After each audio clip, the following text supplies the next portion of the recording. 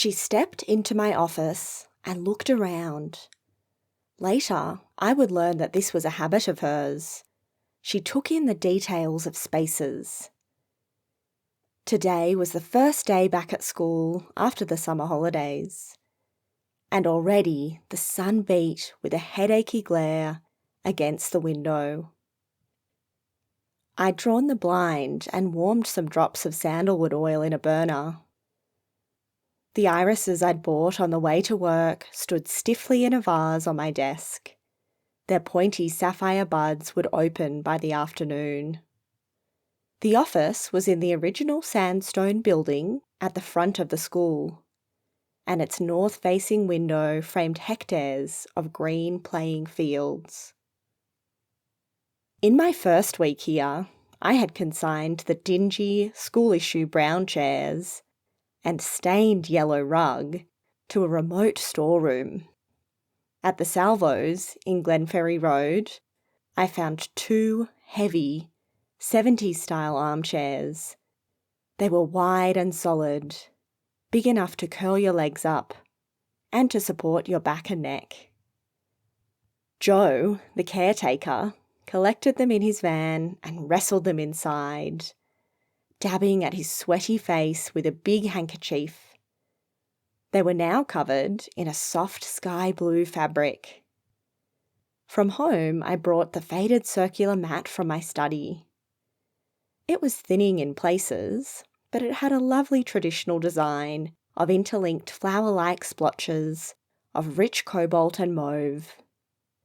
At the same Salvo store, I found a kitschy, fake marble, Art Deco coffee table in a wavy rectangular shape.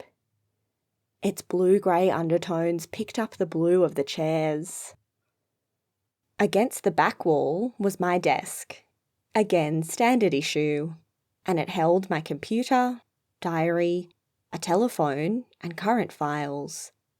It wasn't the main character in the room. Under the window there was a low fridge where I kept cold water, and on top was a jug and some mugs for tea and coffee.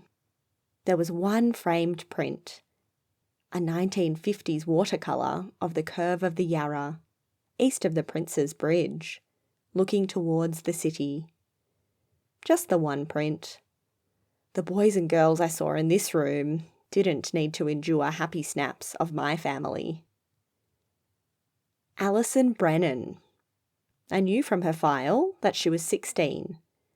She was of medium height, slim and athletic. Her long, glossy brown hair was tied back with the regulation red and white ribbons. She was very pale, obviously nervous. The paleness emphasised the unusual blue, almost navy of her eyes. Her school dress was freshly pressed, and she wore her white socks and school shoes with the easy grace of someone who didn't know she was beautiful. "Good morning, Alison. Please, sit down." I brought 2 glasses of water to the table and pushed one towards her. I noticed her looking at details, the straight, neat irises, the print, the colourful rug. She took the water in both hands but didn't drink. I wondered if she regretted making the appointment.